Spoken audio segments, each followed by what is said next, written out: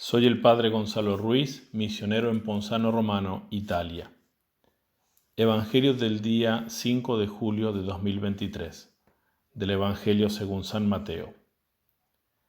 Al llegar a la otra orilla, la región de los Gadarenos, vinieron a su encuentro 2 endemoniados que salían de los sepulcros, y tan furiosos que nadie era capaz de pasar por aquel camino. Y se pusieron a gritar: ¿Qué tenemos nosotros contigo, Hijo de Dios? ¿Has venido aquí para atormentarnos antes de tiempo?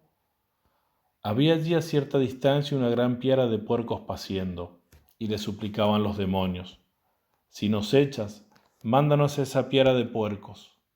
Él les dijo: Id. Saliendo ellos se fueron a los puercos, y de pronto toda la piara se arrojó al mar precipicio abajo, y perecieron en las aguas. Los porqueros huyeron, y al llegar a la ciudad lo contaron todo, y también lo de los endemoniados. Y aquí que toda la ciudad salió al encuentro de Jesús, y en viéndole le rogaron que se retirase de su término. Palabra del Señor. Queridos hermanos, este relato del Evangelio es uno de los tantos relatos de exorcismos realizados por Jesús que contienen los santos evangelios.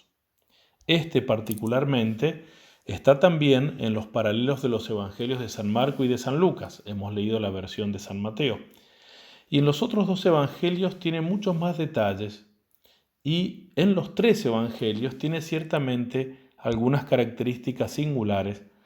Quiero comentar las que aparecen en el texto que hemos leído, es decir, en la versión de San Mateo.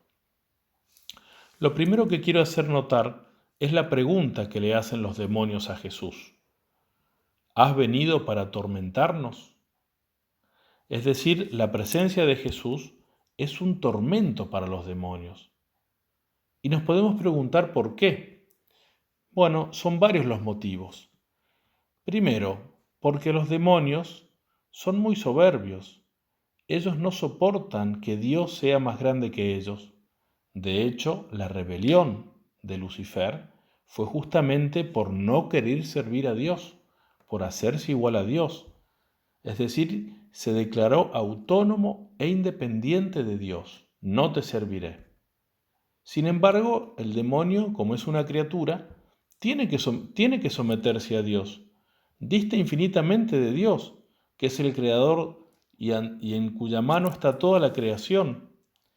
Esto muestra que si los demonios obran, es solo porque Dios se los permite, como se ve también en la historia del justo Job. Y si Dios se los permite, es porque en su infinita providencia puede sacar bienes de esos males. Entonces es la presencia de Dios lo que atormenta a los demonios. Pero además, Jesús no es solo Dios, es también hombre perfecto.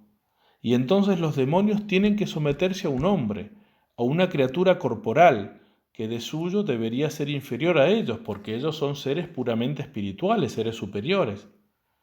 Pero en realidad ese hombre que está delante de ellos, Jesús de Nazaret, está unido a la persona divina del Hijo, lo cual hace que las acciones que Jesús realiza, incluso en cuanto hombre, sean acciones de Dios. Por eso él dice en otra parte del Evangelio que le ha sido dado todo poder en el cielo y en la tierra, incluso sobre los demonios. Y en la carta a los Filipenses, San Pablo dice que ante Jesús resucitado, toda rodilla se dobla, se somete, en los cielos, en la tierra y en los abismos, es decir, en los infiernos. Motivo humillante para el demonio entonces someterse a un hombre, él que es toda soberbia y afirmación de sí mismo. Por eso la presencia de Jesús, el Verbo encarnado, Dios y hombre, es un tormento espantoso para los demonios. Podríamos mencionar más cosas. Al demonio lo atormenta la verdad que hay en Jesús, el amor que hay en Jesús, la paz que hay en Jesús, la bondad que hay en Jesús, la mansedumbre que hay en Jesús, la humildad que hay en Jesús. Pero bueno, volveré sobre algunas de estas cosas más adelante. Ahora quiero hacer notar también cómo sigue la pregunta. Los demonios dicen: ¿has venido para atormentarnos antes de tiempo? ¿A qué se refieren con esta circunstancia temporal que ponen al final de la pregunta, ¿antes de tiempo? Pues sí, se refieren a la derrota definitiva de los demonios, que tendrá lugar más adelante con el misterio de la muerte y resurrección de Jesús. Allí el demonio fue definitivamente derrotado y como despojado de su poder sobre los hombres. San Pablo lo dice, Jesús los despojó de su poder y los ató a su corteo triunfal, como hacían los antiguos emperadores que llevaban a los que habían esclavizado en las batallas, los derrotados, atados a sus carros victoriosos. Esa figura la usa San Pablo para mostrar lo que Jesús hizo con los demonios. Pero la pregunta de los demonios también se refiere a la manifestación definitiva de Cristo como Rey y soberano de todas las cosas en la parusía, en su segunda venida al final de los tiempos. Porque mientras tanto, aun habiendo sido derrotado en la cruz, el demonio tiene permitido combatir las obras de Dios, combatir a los miembros del cuerpo místico de Cristo, como dice el Apocalipsis, que el derrotado cuando quiso devorar al hijo de la mujer vestida de sol y a la misma mujer vestida de sol, derrotado por ellos, se fue a hacer guerra a los hijos, a la descendencia de esa mujer, a los cristianos. Pero eso será hasta que el Señor vuelva, y entonces Satanás será encadenado en los infiernos por los siglos de los siglos. Por eso el Apocalipsis dice que el demonio sabe que le queda poco tiempo, que tiene un tiempo contado, hasta que Jesús vuelva. Es como que él está mirando un reloj de arena que en algún momento se va a terminar y va a ser la venida del Señor y se le acabará todo su poder, entre comillas, porque es un poder despojado de poder que tiene sobre los hombres. Y cuando vuelva, dice el mismo Apocalipsis, Jesús lo derrotará con el aliento de su boca, es decir, sin ningún esfuerzo, solo soplando contra él, como se ahuyenta un mosquito o un poco de polvo. El demonio, después del misterio pascual de Jesús, ya está derrotado y por eso en la segunda venida a Jesús le bastará soplar para derrotarlo y encadenarlo definitivamente. El dominio que tiene Jesús sobre los demonios además la conciencia que ellos tienen de ese dominio, el conocimiento que tienen de ese dominio, se ve también en la petición que le hacen. Terminan rogándole a Jesús, es decir, sometiéndose a Él. Si nos echas de estas personas, de estos dos endemoniados, mándanos a esa piara de puercos. Y Él les dijo, id. Es decir, los exorcizó a esas personas, echó a los demonios y les permitió ir a la piara de puercos. Así sucedió, porque Jesús es Dios y toda criatura, aun los demonios, están sometidos al imperio de Dios. Dice Santo Tomás de Aquino, toda la creación es como un instrumento en manos de Dios, es decir, un instrumento que Dios usa para sus altísimos fines, porque nada escapa a su providencia, que todo lo gobierna, incluso los demonios. Y esto nos tiene que hacer creer que aunque tengamos que sufrir ahora embates del demonio, tentaciones, tribulaciones, persecuciones, incomprensiones o muchos otros males, si sabemos estar unidos a Jesús por la gracia, es decir, por la participación en la vida divina, el demonio nada puede contra nosotros. Si somos miembros de Cristo en gracia, participamos de la victoria de Cristo, que es total.